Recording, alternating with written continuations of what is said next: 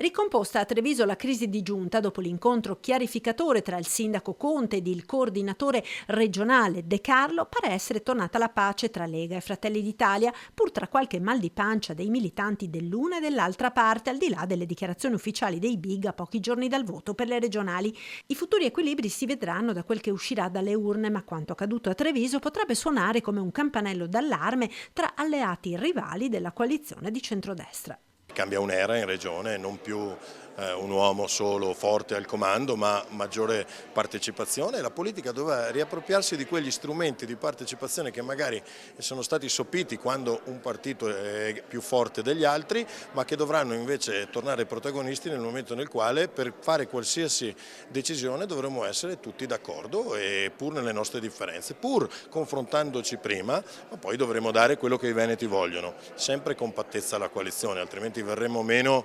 all'indicazione che i veneti ci hanno sempre dato.